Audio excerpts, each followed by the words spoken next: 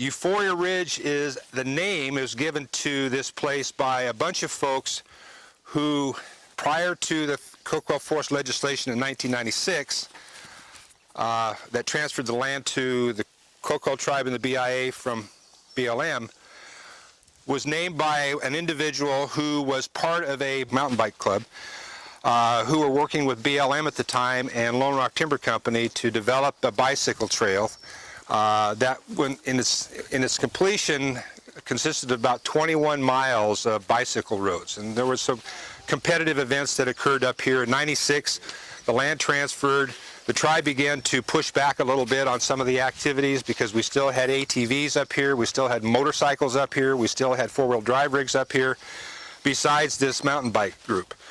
So by 1998, we had established this gate to stop the traffic down below us and began to manage this for our purposes. There's three purposes here on the Euphoria Ridge parcel. One is commercial timber production. So you can see here where we just finished up a logging operation.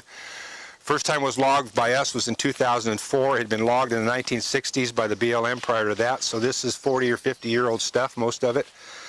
So commercial timber production on some parts of the land is what this is about. Maintaining the natural landscape, the prairie and the meadow that you'll see is an aspect of this. And then the third part is this is just the most convenient place to come to gather for events like this, but also to bring our partners and our collaborators, as I said, other agencies, to some location that demonstrates the suite of values that we manage the cocoa forest for. So there's the economic value of the timber production, there's the cultural values of the natural landscape and the important plant species that are out here. Besides camas, there's iris and biscuit root and a whole bunch of other things. Huckleberries in the fall, hazel shoots in the springtime, a really important place. And then for the social values that attach just to the opportunity for us to have to be on our own land, under our own rules, our own people, doing our own thing, without having to ask somebody else permission for it.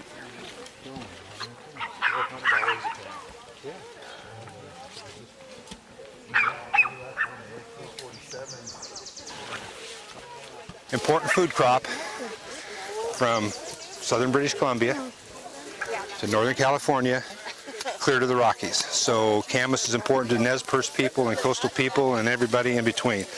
I use the pitchfork rather than the shovel because it has a little wider dig, and most of the time anyway, I don't have to lift a lot of dirt, but okay. All right.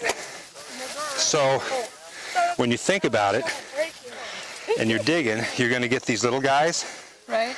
You can bring them back if you want. Okay. You don't have to. Okay.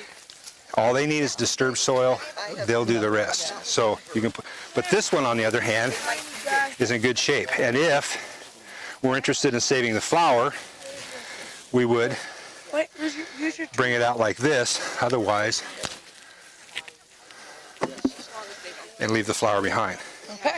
The flower may or may not mature and turn to seed. But this is already, see how this is forming?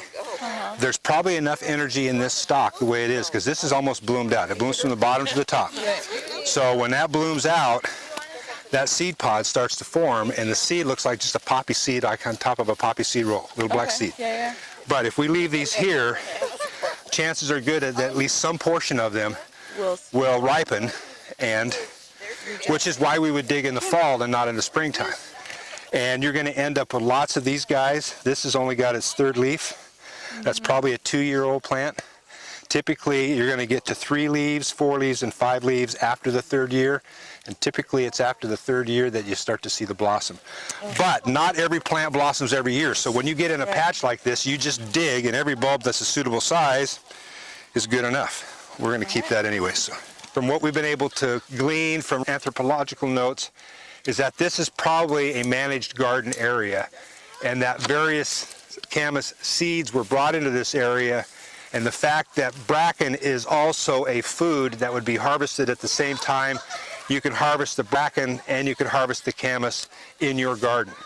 The reason we'd be in these patches though in the springtime, this is the time of year that we would come up here. We would be gathering hazel shoots, peeling hazel shoots for basketry. There are other basket materials up here. Earlier in the springtime, we might have burned through some of this sort of stuff. But really what we're doing is we're coming up here and managing the garden and getting out that death camas. And you're getting the undesirables out of your garden. I'm not going to dig all these for you. Well, Yeah, Keela, come on. All right, so you got the idea? yes. All right.